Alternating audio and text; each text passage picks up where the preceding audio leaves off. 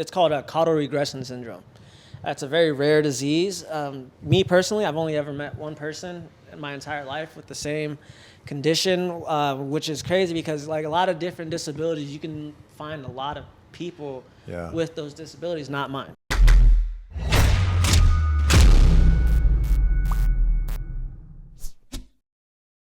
Thank you so much for coming to my place. Yes, sir. I appreciate you having me here, man. Zion Clark in the house, literally in my house right now. Yeah. So you're living in San Diego now? Yeah, me and my girlfriend just moved out here about 4 months ago, like the Little Italy area. It's awesome, you know, planes fly right over your house and it shakes it a little bit, but we have soundproof windows, so it's very calming and the view is awesome. You can see the naval base and the airport and the city all in one view. So what made you decide to move to the West Coast? Work opportunities, a lot more training opportunities to get better at what I do.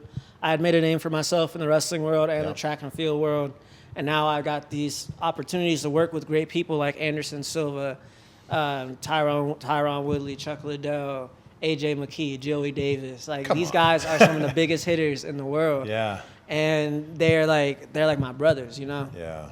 At this point, years later, because they see the ability that I have to put somebody down just like they can. Mm-hmm. But I might not have legs, but I work just as harder than you do, and then that's what gives them respect. Because you can't just walk into a gym like that, think you're going to be the man because they're going to really show you why you aren't the man. Yeah. You walk in there and you work your hardest, that's how you earn their respect. Yeah. And those guys, that's mainly the reason why I came out here, is because of those guys. Well, look, I think there's so many people that know there's opportunities somewhere else, and they go, yeah, but I don't know anybody in California. See, that's how I was, because I didn't really know anybody, especially one of the first times I came out here. I didn't know my boy Craig. I didn't know Mata. I didn't know anybody. I just knew my boy Joey, and that's about it. Yeah. And after I came out here, I started making connections, and I started to build a little friend group out here. But for the most part, I still don't really know anybody out here. But I know enough people to where I can be comfortable. I've made some friends. I'm able to work to my heart's desire, to my content. I'm able to have a good life with my girl. I'm able to still travel and inspire people, and that's what I want. Yeah. You don't need to have a giant group of friends to enjoy your life, Well, it comes down to what you have tattooed on your back, what's on the back of your shirt right now. No excuses. It comes down to this idea of you're not making any excuses for yourself. Never. Excuses, they suck. Excuses, they sting. And nobody likes anything that stinks, just to put it simply. Yeah. And, when you make an excuse about something, you're just letting yourself down. You're not letting other people down. In some cases, you might let someone else down by making an excuse, but at the end of the day, you're letting yourself down because you didn't achieve that goal that you set for yourself. Yeah. And people need to understand why I have no excuses on my back is even if I fail a goal or if I don't achieve what I'm trying to do, I'm not going to make an excuse. I'm not going to give you a sob story. I'm going to be like, I failed. Yeah. And I'm just going to try again. Yeah. And that's just pretty much how it should be, at least in my book. So this is a shirt people can buy, right? Yeah, it's from my merch store. Love it. This shirt says "Defy all odds," and you can spin around. People can see this if you want. It's like I'm on one of those things you see in the stores where there's just like the mannequin spinning. Right. But there it is. No excuses. Okay. No excuses right there. Yeah. So where can people get this? You can get it on the link in my bio on my Instagram. Directs you directly to ZionNoExcuses.com. Yeah. And right there, you'll see everything, see my story, see what my plan, my vision is. And actually, with these shirts and the merch store, I'm going to start some fundraising for the foster care system to start helping these kids out that might not have a home or that are aging out of the system, to give them a little boost to get them out there in life so they can become a positive impact in our community. So we'll dig into that part of the story here in a second, but let's start at the beginning. It'd be so easy for you to have any excuse that you want. Yeah. Let's start at the beginning. This is how you were born, right? Yes, sir. It's called a Caudal Regression Syndrome. That's a very rare disease. Me personally, I've only ever met one person in my entire life with the same condition, which is crazy because a lot of different disabilities, you can find a lot of people with those disabilities, not mine. Yeah. Mine is so rare that it's one out of every couple 100,000 are born with it each year. So with that being said, growing up the way I did and just growing up being me is very different. You know, you're lower to the ground. As a child, I was only about 2 feet tall. How much did you weigh when you were born? I think it was, I've seen the birth records 2 or 3 times. It was like 3 pounds, like Wow. 3-4 pounds, like very, very small. Not everybody that is born with what you have doesn't have legs, right? Yeah, not everybody, just because you have Caudal Regression Syndrome doesn't mean that you won't have legs. Okay. It might mean that you have a spinal issue, or it could mean, it's mainly spinal issues for the most part, and how it affects the rest of the development of your body. Yeah. Because, you know, your nervous system goes through your spine and goes out through your entire body. If those signals aren't being sent right, especially in the development of the child, it can come out with different types of birth defects. In my case, I wasn't born with legs, and I'm missing the lower portion of my spine. And that's what I had to deal with.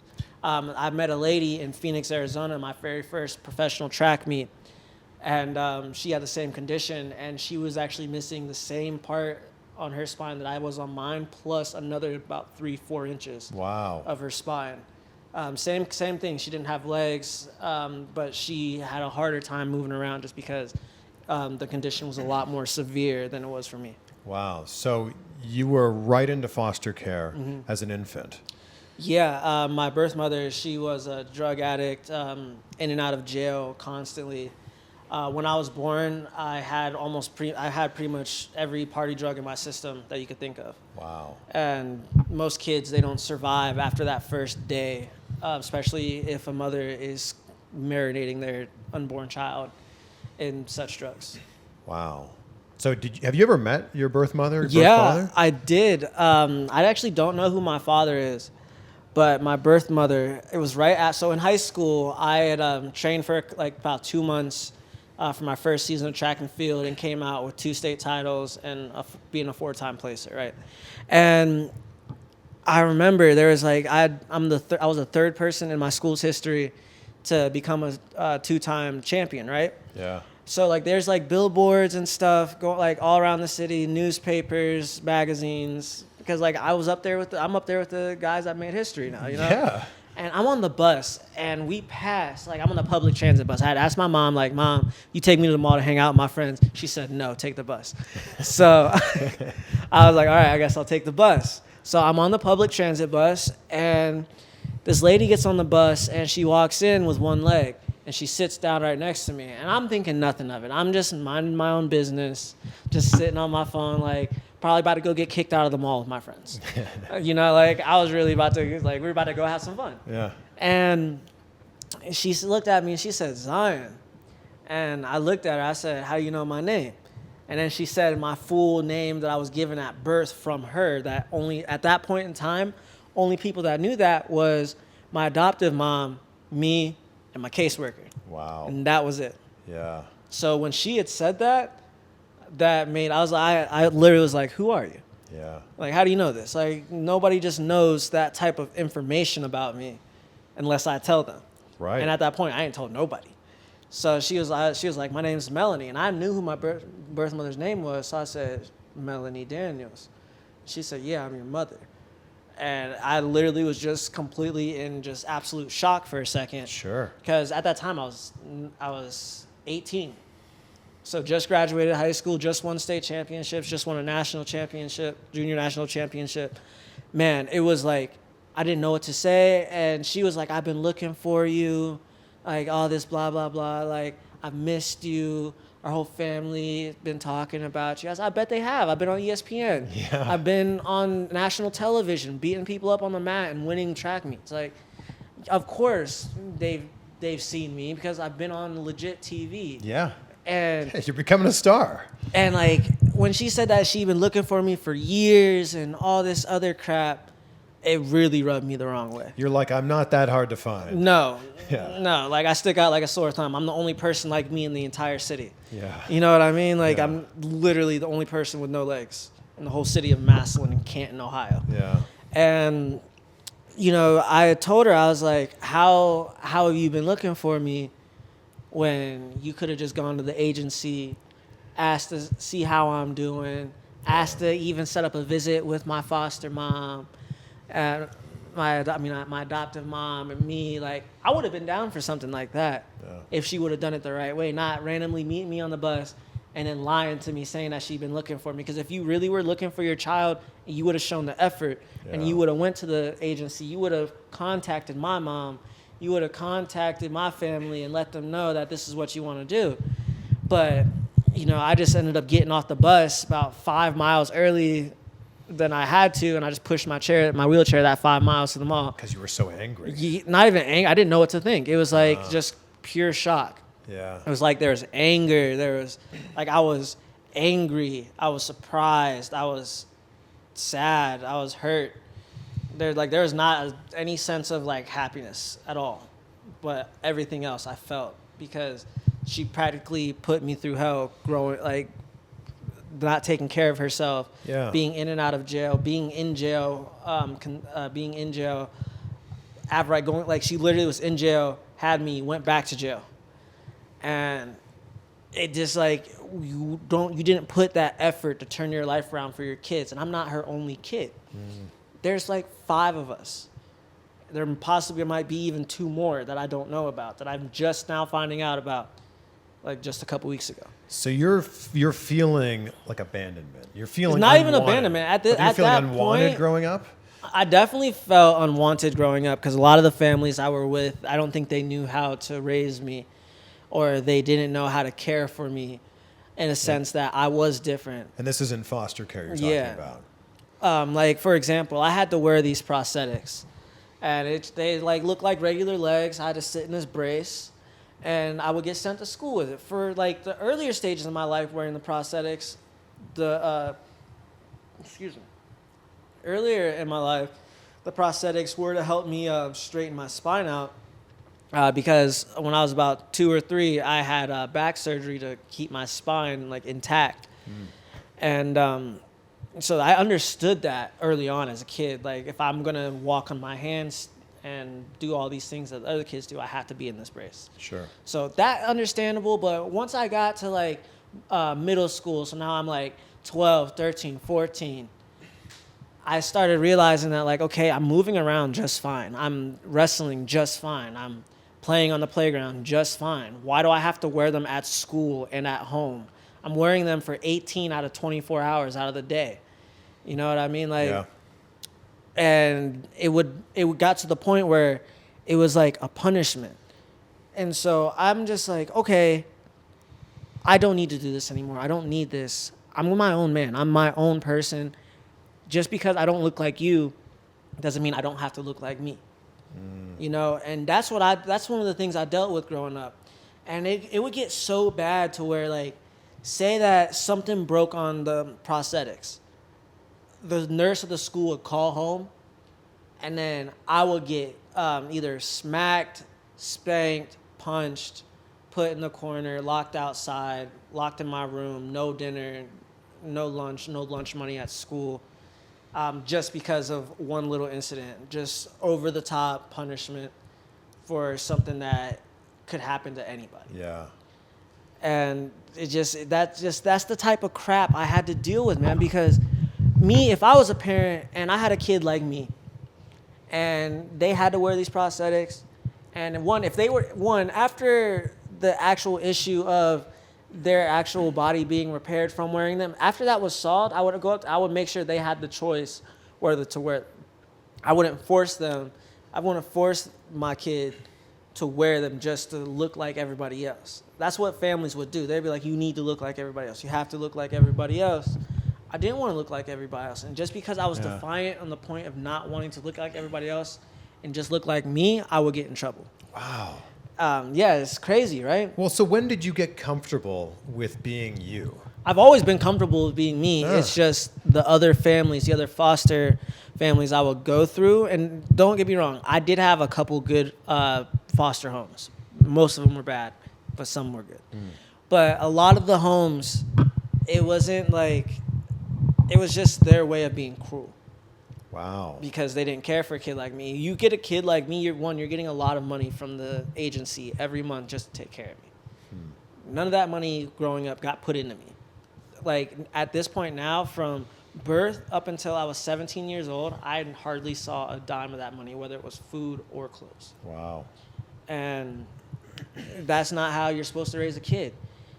I grew up somehow still able to find ways to be happy in music, wrestling, just pretty much that, music and wrestling, because that's all I was pretty much allowed to do, unless I would sneak out once I became a teenager and started running around and getting in real trouble with my friends. But well, you mentioned earlier about reforming the foster care system. Where do you think that needs to start? It needs to start with background checks with every family that's getting a new child. And I'm surprised that doesn't exist now. I know, me too, right? Yeah, that's crazy. You're And looking and after another human being. I know, right? My thing, and not even just a background check. I'm meaning like a thorough background check, like psychological evaluation. Like they need to go back like 10, 15 years or whatever that person is and see everything that they've done, how they've gone with kids. People around them need to be interviewed with kids. The kids that are already around them need to be interviewed without them so they can speak honestly, because a child is innocent. You know. Yeah, a kid will always tell you the truth. That's what I'm saying. Yeah. You know, we grow out of innocence, because how the world is, we're taught that things have to be certain ways.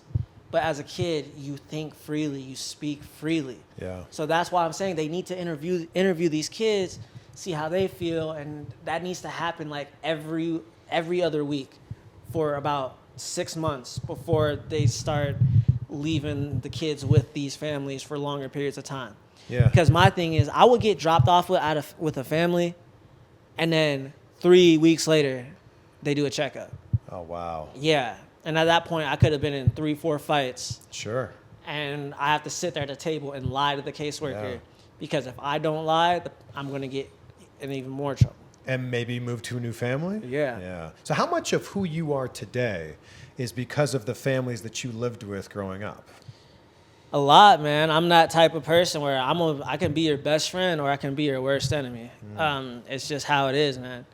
I've grown up with horrible parents. I've grown up around gangsters. I've grown up around buddies that I've seen that I've admired for how they think, but never want to do what they do.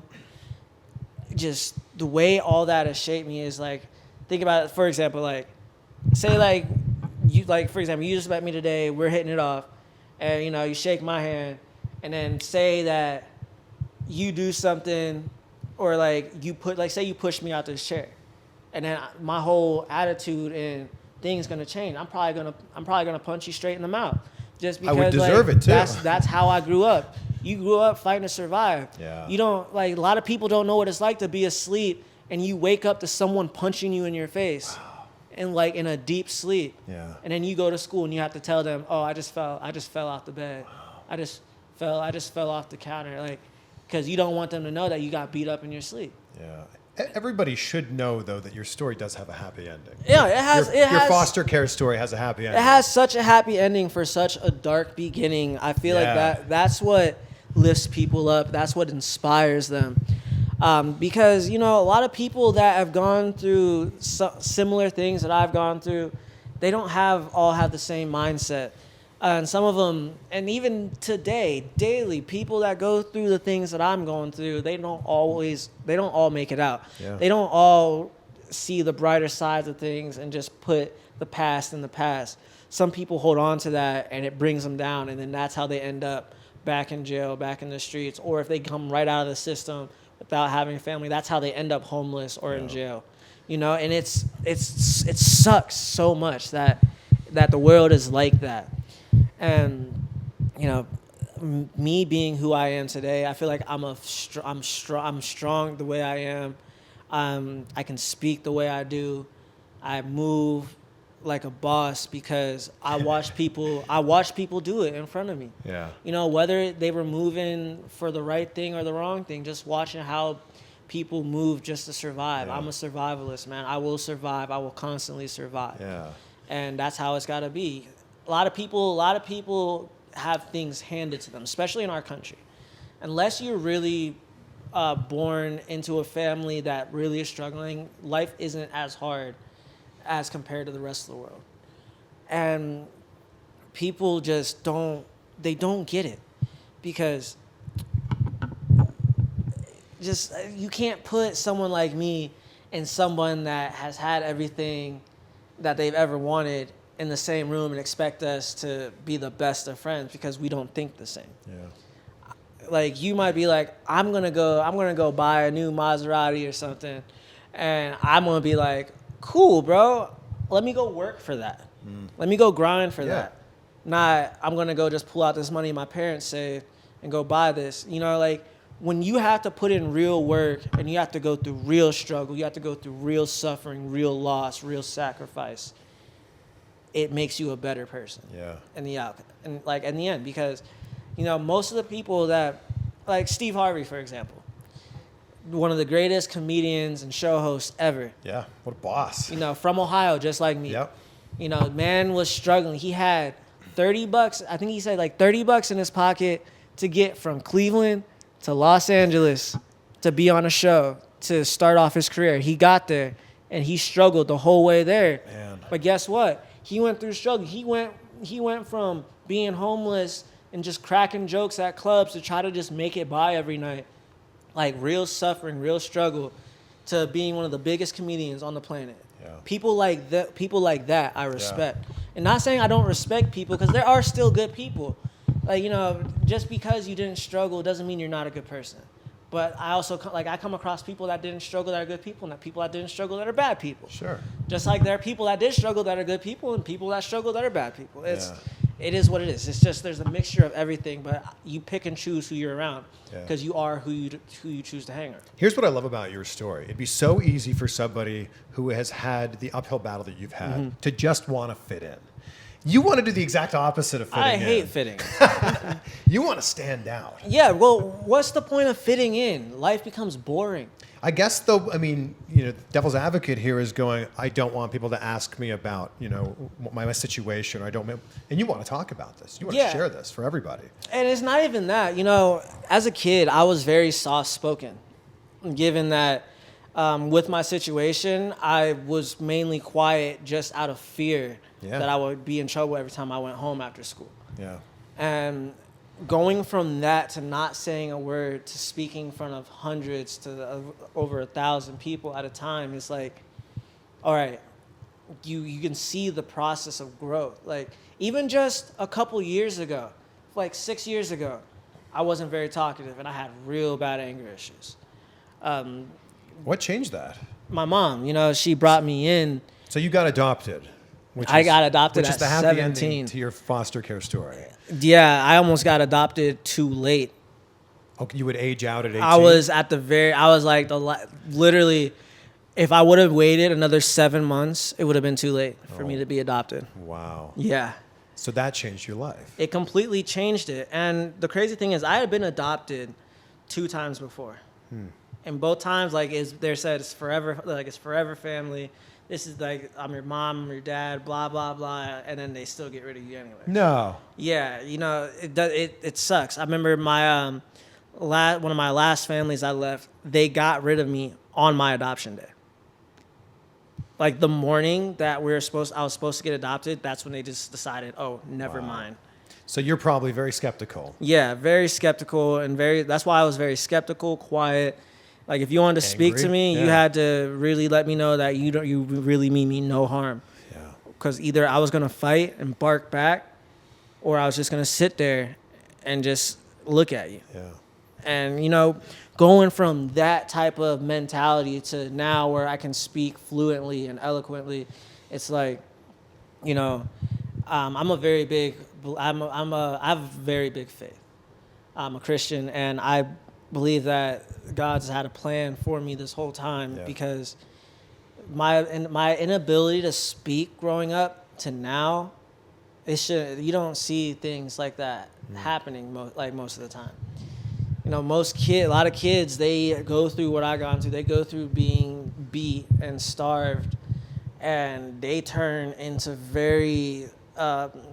people that struggle a lot, that you see getting in trouble with the law, that you see sitting on the side of the road asking for money or food. I didn't want to be that. And I had my mom and my sisters and my entire family, all the way from my mom to my cousins in Alabama, support me and really help me grow and become the man I am, because they led by example. This family, there's a family of good people. Yeah. It would have been so easy for you to stay angry. Yeah. What changed that for you? My mom, there were a few times where after she first got me that I would have a couple run-ins with the cops, and instead of her calling the caseworker and having me sent to a group home or sent to a respite for the weekend, or even like smacking me or like taking away dinner or nothing, she literally would sit me down and talk to me super calm. I never had that before. Like, seriously, the first time I got in trouble and Sheila sat me down and spoke to me, I was able to listen and just, like, not be afraid, like, okay, am I about to not have dinner? Yeah. Am I about to get beat? Am I about to get locked in my room? Like, what's about to happen? That's what you're expecting. Yeah, and when she hit me, it's like she threw a curveball at my face. And, yeah, man, she just kept on it. My mom, her name's Kimberly Hawkins, by the way, Kimberly Clark Hawkins. And that's why your last name is Clark. Yeah. Yeah. And, with my mom doing parenting the way that she did, I don't think if she would have done that, I don't think I would be here talking to you or anybody. There's no Ellen show, there's no Netflix, there's no success anywhere, no wrestling, no track, no records for anything. I love how one person can change someone's life. It's an unbelievable story. And what's crazy about it is now you're that one person changing other people's lives. I know, it's a domino effect. Yeah. Like my mom instilled that in me, and I feel like I find myself acting a lot like her too, if you want to be real. And I don't have a problem with that. That sounds like a pretty good person to emulate. Yeah, honestly though, my mom, she's a wonderful woman.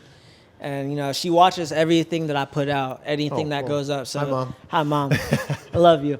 And, she really instills that life into me. My mom's a very godly woman, but at the same time, she knows what it's like to struggle, be homeless, and be alone by herself, raising two girls by herself, my sisters. She's gone through the struggle. She's lived it. My mom is 51 years old. She has lived it. And she just took all her experience, put it into me, so I could go out into the world and fend for myself and be a good man while I do it. When did you realize that you were starting to be an inspiration for other people? Oh, well, probably my senior year of high school.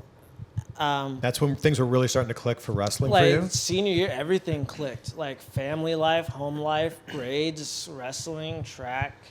Literally anything I touched was just like, all right. Like, I even got suspended from school for knocking this kid out because he spit at me. And I got praised by the principal for it. Because I was just like, I don't tolerate that. Yeah. And I made sure it was clear. Like, I wasn't the person, like, the whole time I was in school, I had never got in trouble for fighting, ever. Like, I would always make sure, like, if I got into any fights, it would not be in school because I don't want to have to deal with that. And the one time I did, it was just like, I had enough. And it was just like one pop to the jaw. You might have passed out, but it was like, all right, they called my mom because they were like, we're going to call your mom. I was like, I'll call my mom. Yeah. So I told her, she's just like, all right. Like my mom, that's why I like my mom. My mom's like, my family, we keep it respectful, but we keep it real. Yeah. Like situations like that arise. Say someone attacks my sister in front of us. We have every right to defend ourselves and defend our family. And my mom, we ended up talking about it, and she's like, I'm not happy with you doing this in school, but she said, like, in any other circumstance, if you're out in public, you have every right to defend yourself. And so, like again, another learning moment to show me, like, when to use the type of skill I have and when not to. And like I said, my senior year of high school, my last name was Clark. My wrestling went from losing every single match to almost winning every single match. Track went from sucking to being the fastest guy on the Eastern seaboard of the U.S. Like, you know, dude, it was crazy because, and all I can do is just say like, all right, this is all my mom. This is all her doing, not pushing me to quit, like pushing me not to quit. You know, because I tried to quit track and field after the second week. I didn't even tell her I stopped going to practice. I would just show up when practice would be over, back at the house, and then the coach shows up, and she, you know, I got grounded for a week, and she showed up at every practice for a week. But she really pushed me because she saw the ability I had to be great. You know, I didn't see it, but she saw it. But because she saw it in you, she was able to draw it out. You then saw it in yourself. Yeah. With everything that you're talking about here, is there anything you can't do? Like in your day-to-day life, do you have any limitations? I'm trying to think. I'm not really good at. No point focusing on the things you can't do, right? Yeah, that's what I'm saying. Why focus on your weaknesses when you can sell your strong suits? And so how do you get around in your day-to-day life? Is it a wheelchair or do you walk on your hands? I walk on my hands. I have a wheelchair. I also own a car and a bike. So you can drive? Yeah. This is going to blow people's mind. I drove here. What? Yeah. How do you drive? I drive with my hand controls. The thumb is the gas. There's a lever for the brake, and I just steer with the wheel and shift with the same hand. Man. So when you go for your driver's test, what's the look on the face of the driving instructor? Oh, no, it was great walking in. Like, I remember I walked in. I took my driver's test in Ohio. I also took my driver's test in Ohio. Nuh-uh. I lived in Cleveland for 5 years. Oh, dope. Yeah. Okay. I was on 19 Action News. Okay, I'm from Canton in There Massillon. we go. So my TV station was probably playing where you lived. Probably. Yeah, Channel 19. Yeah, I've been on Channel 19 News. There we go. Oh, amazing. That's awesome. But what was I saying? Well, you took your driver's test in Ohio. Yeah, driver's test, dude. You go in there. You're like, all right. So when you take your temps test, first they're like, okay, because it's just like a written test. Sure, yeah. So I aced that. I come back. All right, so I take my driver's test. Sir, do you have your own vehicle? Yeah. You're like, yeah, how do you think I got it? Yeah. Like, yeah, I do. Well, at the time I was using my boy's car. And there's like, so how are you driving? We need to just have this on file, sir. And we just to make sure that it's okay with your doctor. Is it okay with your doctor? like, dude, it's so weird. Wow. Like, so I'm just sitting there. Yeah. Yeah. And, you know, I finally take the test, ace it, and then they're just like, and I'm just like, bye. Do you ever like go to a restaurant and like they don't see you sit down, and then when you get up to like go to the bathroom or leave, like there's a reaction like, oh my God. Restaurants, not so much. The beach is hilarious. Do people think you're buried in the sand? Yeah, like literally I could just be sitting down. And it's mainly like younger kids. Like they'll just be walking and they'll just be like, you know, minding the business. Whoa. Mom, look, that guy's stuck in the ground. Mom, look. And then sometimes I'll just ignore it or I'll be like, oh my gosh. I didn't even know. You know, sometimes they might start crying and then I have to go up to them and be like, listen, buddy. I'm okay. I'm okay. I was born like this. And I try to explain to them like God makes everybody special. Yeah. I was just having a little bit of fun. And you're like, I'm probably a lot stronger than you too. Yeah. Like that, I mean, that's what's so impressive when you meet you in person. You're jacked. I mean, even as a kid, man, like I didn't look like I was strong as a kid. But I was just stronger than most other kids in general. I was like super scrawny, super scrawny. Like, even though you're walking on your hands? Yeah. Wow. Well, here's the thing. I wasn't really getting fed at home. Oh, well, that'll do it. So, like, you know, you might eat breakfast at school if you don't have lunch money. Like, the free breakfast at school, you don't have lunch money, so no lunch, and then they refuse to give you dinner, no dinner. You get one meal a day. It sucked. Man. So what are your sports now? List them all off. Well, I'm kind of just mainly wrestling. So wrestling, bodybuilding. I don't really bodybuild. Lifting weights then. Yeah, I just look good.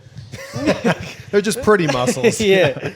But, you know. When you talk about track and field, what are your events? My events are the 100 and 200 meter. Wow. And we're talking in a wheelchair? Yeah. So I race in this 3-wheel chair. Some of them, mine's made out of aluminum.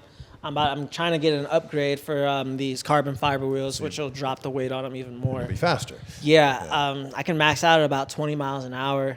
Man, like Usain Bolt. Yeah, it's ridiculous. He runs at what, like 24 miles an hour or something like that, which is crazy. Still. And you're talking about MMA as well. Yeah, when working on MMA, we're working around the rules of Bellator. I'm just gonna come out and say this: I am not a fan of the UFC. Why is that? Because of the team that I train with, Team Body Shop. You know, they didn't treat my guy AJ. And by the way, let me give a shout out to AJ McKee for winning a world title in Bellator 2.5 weeks ago. My bro, I am proud of you, dude. We're about to get it in like tomorrow probably. Yeah. But you know, he became a world champion, undefeated. So you've got your eyes set on Bellator instead of UFC. Yeah, Bellator, because one, they treat their athletes better. They treat them with respect. You get paid your weight. You know what I mean? Like, so if, like, say that you're one of the top 5 guys in the world, I knock you out, man, I get a bonus and the check. But in UFC, it's mainly big names. So unless you're Mr. McGregor or you're, it does, like, you know what I mean? Nate Diaz. Or yeah, like if you're not Conor McGregor, John Jones, or Nate Diaz, then nobody's gonna talk about you. Nobody's gonna even want to watch you fight. Right. That's why I like Bellator. And plus, all my guys I train with in Bellator, all the guys I train with, they're in Bellator. AJ, Joey, Kimbo Slice Jr., Baby Slice, like all of them cats. Those and they work harder, like as hard as any hard worker that I know. You know. When you were coming up in wrestling, did you ever have opponents that didn't want to wrestle you? No, actually. Was there ever any discrimination? Oh, yeah, man. So let's go back in time to when I was in middle school. Okay. So middle school, I was one of 5 African kids on my team.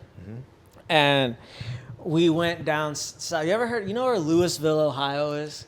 Yeah, of course. I lived in Ohio for 6 years. Okay. Yeah. Okay. So we went down to Louisville. Louisville has a reputation for being vaguely racist down that way. And we went there and we were wrestling against their team in a big dual tournament. So like it was us, McKinley, St. Vince, St. Mary's, just all these schools all in Ohio were wrestling at this tournament. And, you know, us being one of these teams, like wrestling doesn't have a lot of black people to start with. That's another thing which I'm trying to grow. More black kids getting into wrestling because we can be a dominant force in the sport. Yeah. I mean, look at Jordan Burroughs. He is dubbed the king of wrestling. He's a full-blown black man. Yeah. You know what I mean? Yeah. And so a lot of black kids, African-American kids, they're intimidated by it, and I don't know why. But, excuse me, I'm about to sneeze. Bring it. I know, right? Maybe we can scare it out of you. I don't know. You know, you feel it right there. No.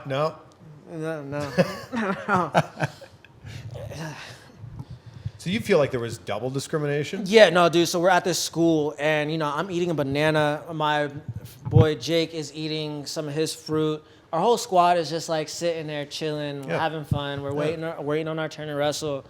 And this literally Louisville's whole team comes up to us about 5 bleachers down and just sits there like this, staring from about 10 feet away, like all of them just staring directly at me and then pointing.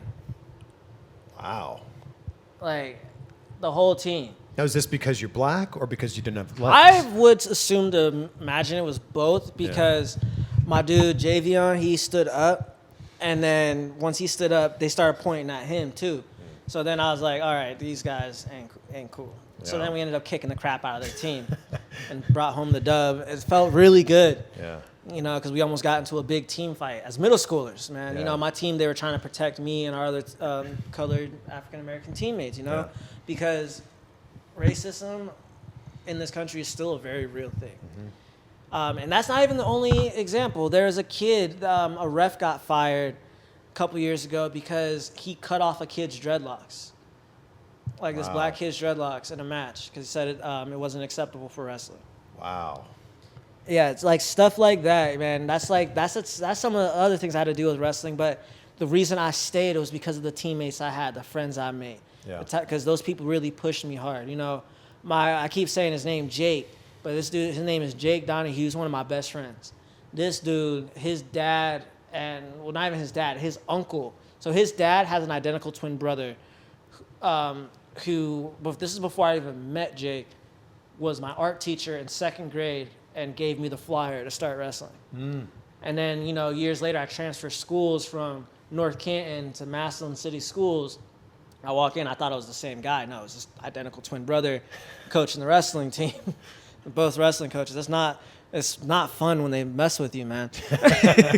But I walked in, I remember I came in and I was like, Mr. Donnie, he's like, nice to meet you. I said, you already met me. And he's like, no. I was like, yeah, you have. I've been in your class. And he was like, no. But no, he's like, no, you're talking about my brother, Greg. But those 3 guys, they really are the reason that I'm a wrestler here today. They taught me everything. The way that you see me move on the mat is the way that you'll see Gil Donahue move on the mat. It's pretty impressive watching you move on the mat. That man, I'm telling you, that man taught me almost everything I know. Like, I wrestled in high school, and I think that if I was staring across from you on the mat, I'd be terrified. There would be kids that would be nervous to wrestle me, but then they would go out there, and I kind of sucked. So, like, they would be nervous, and they would kick my butt, and then they wouldn't be scared no more. Right. Well, you sound like someone with everything you're talking about. You sound like someone who's so goal-driven. So what are the goals, as we sit here right now, what are the goals that you're eyeing? Track and field, world champ, Olympic champ, Pan American champ.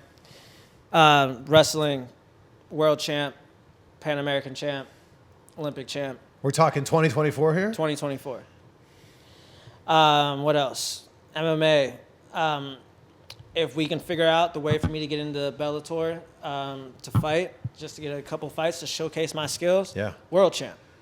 And what weight class would you be in? Lightweight. No, featherweight. This is 125? Mm-hmm. Also, let's talk about this. This is right here. Congratulations on this. Why don't you grab that? Yeah, congratulations on your book, Unmatched. Thank you so much. Is this available now? Yeah, man. Perfect. You can hiccups, sneezes, dude.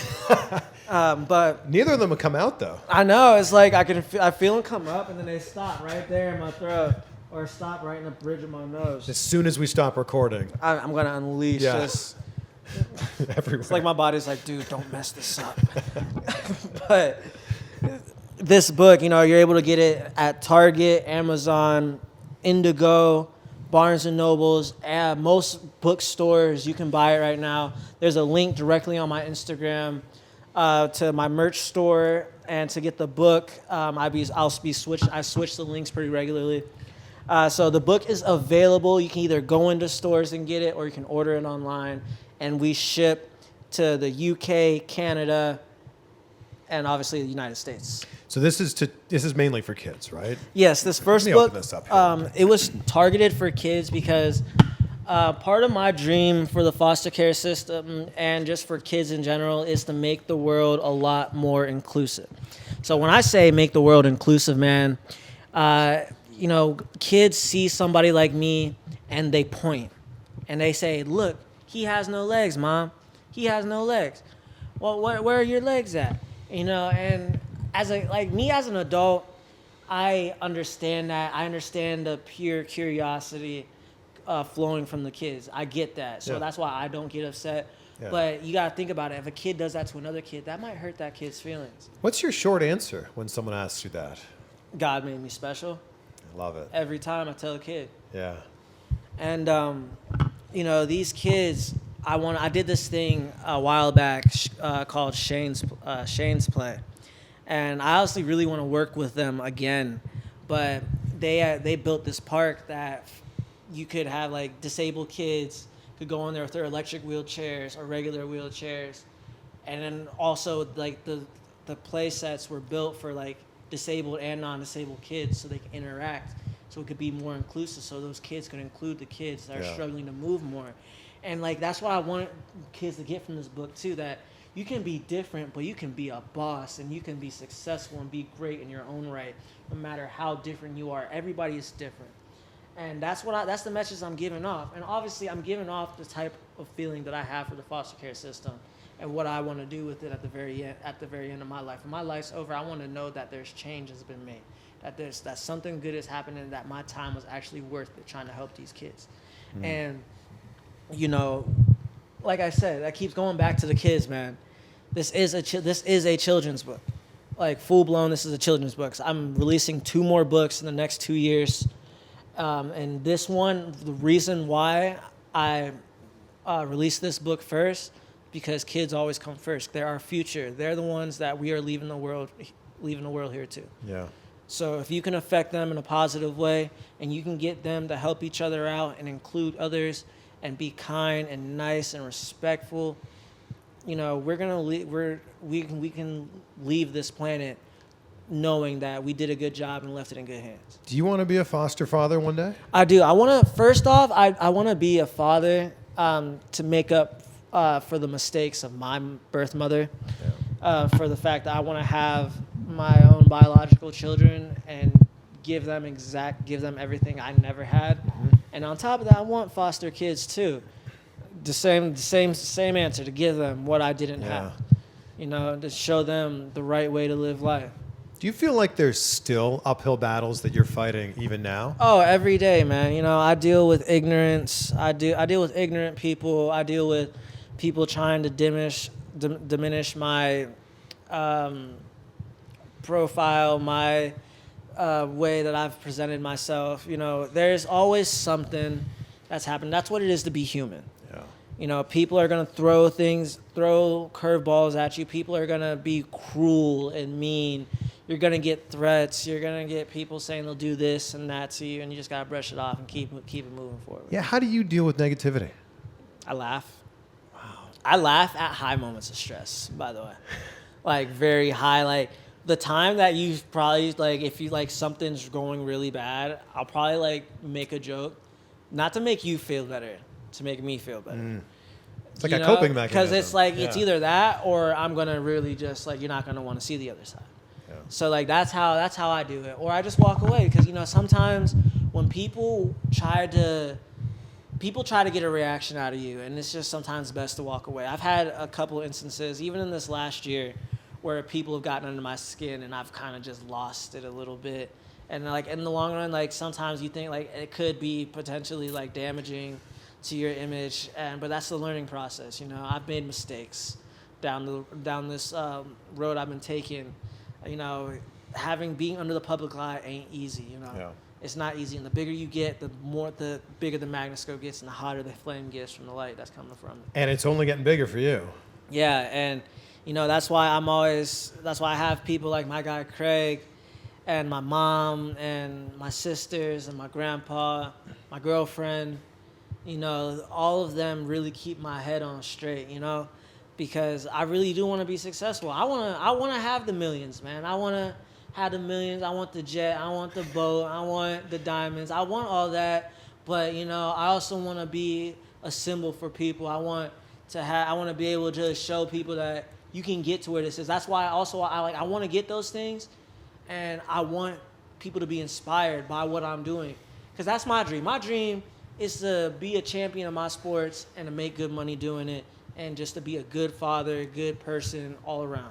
I think people just looking at you and what you've accomplished is so incredibly inspiring that I feel like anybody who's dealing with whatever it is in their life should be able to look at you and go, my God, if Zion can do it, I can obviously do this. Exactly. thing. You know, there are people that send me messages about suicide and just how, like, my story has helped them to get back out there and to help them get back to doing what they're best at doing. And, man, you know, that's what I want out of this. You know, when I go speak in front of a crowd, even if I only am able to affect one person, that's good enough for me. Yeah. You know, because that's all that matters, man. You know, I started speaking just by talking to a school of Syrian refugees. Wow. Kids, like, all from, like, 8 to 10. Like, little kids, man. And, you know, that's what really kind of made me feel like, oh, man, this is why I'm good in front of a camera. Yeah. For the kids. Yeah. You know what I mean? Like, and ever since then, I make it a point every time I open my mouth. I do this for the kids. I do this for them. This book is for the kids. I love this. This has been such an inspiring conversation. You are such an inspiration. What's the best way that people can get in touch with you if they want to book you or if they just want to say, hey, man, you're awesome? If you want to book me, just go to my Instagram. Which, spell it out for everybody. It is big_Z_2020. And that's the same for, actually, no, that's it. So on there, they can DM you? Or Yeah, you can DM me. I have managers and people that help run my profile. So if I don't personally respond to you, somebody will. Yeah. You'll get the message. Yeah, and then there's a link to there's an email link to Zion Clark Management where you can get a hold of my manager. So if you want to book me to speak at a school or an event, I'm always happy to. I don't always require money. Sometimes I just require a good meal. Like, seriously. Just feed me, and I will make all your kids happy. I end every conversation with the same question because I start and end every day with gratitude. Mm-hmm. I say that if you can be grateful, you'll live a great life. Be great, be grateful. So what are 3 things in your life that you're grateful for as we sit here right now? I'm grateful that I have a family to call my own because it was almost too late for me to have a family. I'm grateful for the people in my life that have helped me propel myself even further. I got a good bit of the work done by getting my name out there just from me wrestling through college and stuff before I met all the people that are on my team. Yep. Like, I had a good presence before then, but then those guys stepped up and said, they told me, you could be even bigger, dude. You could be as big as the sky gets. And, they put their precious time and money, years of their time into helping me and working with me. And that's another thing I'm grateful for. And then I'm just grateful that I'm able to be here talking to you, be here able to inspire people. I'm glad I'm able to work with kids. I'm grateful to be able to train with the people I do. I'm grateful to be able to call myself a high-level martial artist. I'm grateful to call myself one of the fastest men in the world on my hands and in a wheelchair. And I'm just grateful that God has given me this chance to actually live my life. Because my life was almost over before it started. I love it. You inspire me. Thank you so much. Thank you, man. This is great. And again, merch store on my site. Defy all odds. You can do it. No excuses. Boom.